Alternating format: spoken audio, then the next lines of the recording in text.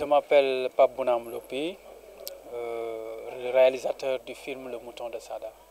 Ce qui m'a inspiré pour faire ce film, c'est un peu une longue histoire, parce que moi, j'ai découvert un sentiment envers égorger un animal quand j'avais 17 ans, parce que ma mère m'avait donné un coq pour que je égorge le coq pour une fête. Et c'est à partir de ce moment-là, j'ai découvert ce sentiment en moi. Et ce sentiment stimule dans mon intérieur parce qu'il y a un jour aussi que je suis allé rendre visite à un ami, où c'était le jour de la Tabaski. Et tout le monde était content dans la famille, sauf son frère cadet, qui n'était pas du tout content. Et il y avait une espèce de contraste, tu vois, que les gens étaient dans la fête pendant que lui, il était en deuil. Parce que le mouton qu'on a tué ce jour-là, c'était son ami. Donc c'est à partir de ce moment, j'étais rempli de choses qui me disent que voilà, vas-y, fais un film, quoi.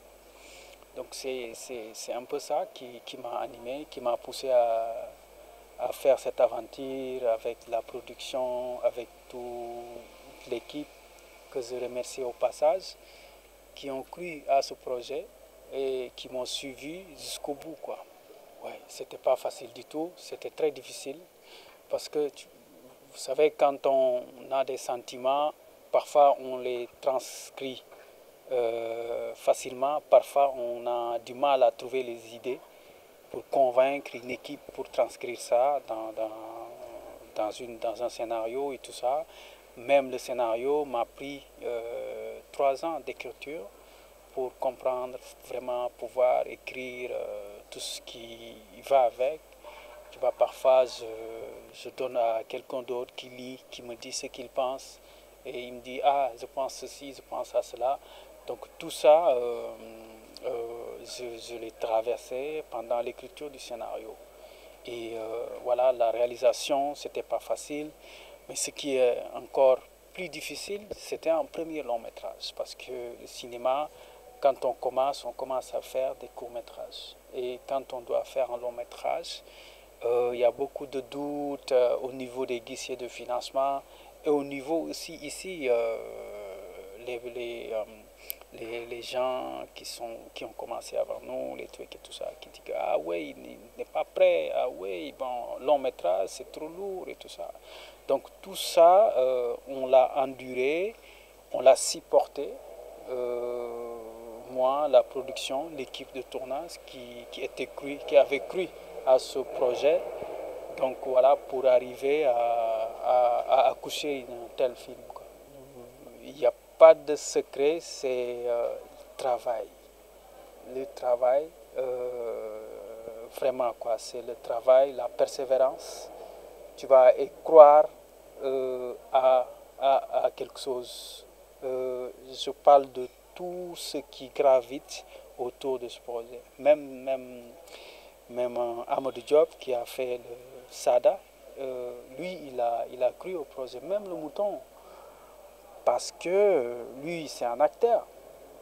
Tu sais comment il est arrivé dans le film et comment il coopère pour le film.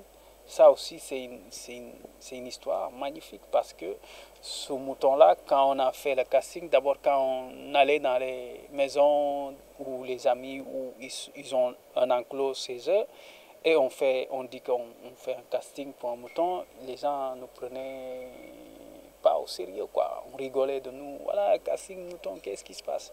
Et du coup, quand on a casté ce mouton et on essaye de créer cette complicité entre ce mouton-là et Sada, c'était pas facile.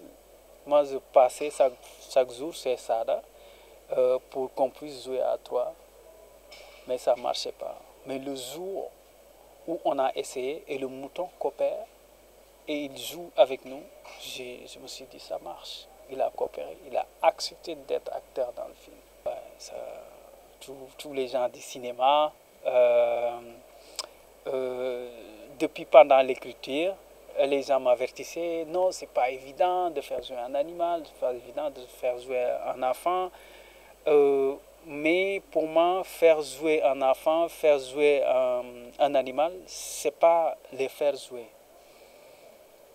C'est les trouver une place dans le film. Par exemple, je dis Sada, quand son grand-père lui racontait le sacrifice d'Abraham, c'était la première fois qu'il entend cette histoire. Il ne connaissait pas cette histoire avant. Et je n'ai pas préparé Sada comme quoi que il y a quelqu'un qui va lui raconter une histoire. Non. Je lui dis juste, c'est ton grand-père, tu es venu le voir. Et le grand-père lui raconte l'histoire et lui, il le vit avec sa réalité. Il découvre une histoire et quand on voit son émotion, la manière dont il dégage les choses, comment il est, cette histoire est quelque chose qui reçoit. Et c'est-à-dire lui-même, il fait partie du film. Lui-même, il vit le film. Lui-même, en faisant le film, il découvre quelque chose par rapport au film. Donc c'est ça, il participe dans l'histoire, mais il ne joue pas l'histoire. Il ne joue pas un personnage, mais il devient un personnage dans le film. Toutes les séquences sont difficiles. Mais toujours, il faut trouver l'astuce. Il faut trouver l'angle ou la porte d'entrée d'une scène. Parce que chaque scène, il y a une porte d'entrée. Et nous, moi, en tant que réalisateur, l'équipe technique, on essaye de réfléchir où est la porte d'entrée et où est le chemin où on passe pour réussir la scène. Au début, on a commencé sans financement.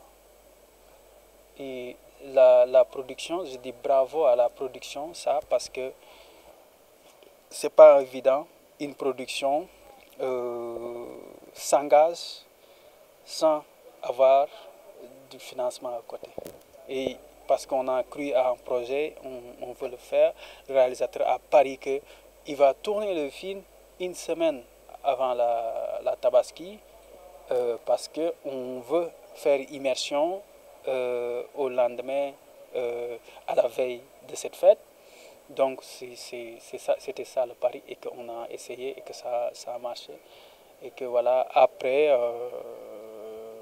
les guichets de financement, les financements commencent à venir lorsque on a arrivé à faire une grande partie du tournage et commencer le montage et tout ça, quoi. Bon, j'ai fait le film que j'ai rêvé de faire. C'est ça que je retiens parce que moi, c'est la question que je me pose quand j'ai fait un film. Est-ce que j'ai fait le film que j'ai souhaité faire? Parce qu'on peut rater un film, on peut le réussir. Mais moi, je ne dirais pas j'ai raté ou réussi, mais j'ai fait le film que j'avais rêvé quoi, à faire. Bon, le message, il est dans le film et je voulais transmettre un sentiment, une émotion au public, une amitié avec l'animal, mais aussi avec moi-même, l'amitié et le sentiment que j'avais envers ces êtres vivants, comme nous le sommes aussi, des êtres vivants. Voilà. Oui, un sentiment de fierté, un sentiment d'encouragement que je dois continuer à faire du cinéma. Donc, parce qu'il y a des gens qui y croient, il y a des gens que ce que je fais, ça leur parle à un point que, donc, ça m'encourage. Et cet encouragement-là va à l'encontre de quelqu'un qui m'est cher, de quelqu'un qui a fait de moi ce que je suis aujourd'hui. C'est Abdelaziz Boy, c'est lui qui m'a formé au cinéma, qui m'a dit que je ne te forme pas pour que tu deviennes un cinéaste, mais je te forme pour que tu deviennes un homme. Et voilà. Bon, il y a une tournée nationale que le film va faire juste après la fête de Tabaski. Donc je pense qu'on va commencer par Kaolack et pour après aller dans toutes les régions du Sénégal aller diffuser le film partout sur le territoire national pour que le film rencontre son public, parce que chaque film a son public. Le premier public de ce film, c'est les Sénégalais. Et voilà, et je pense à Moby Ciné, ce qu'il a fait, Ousseynou Thiam, c'est vraiment quelque chose qui est intéressant, qui permet le film à rencontrer son public.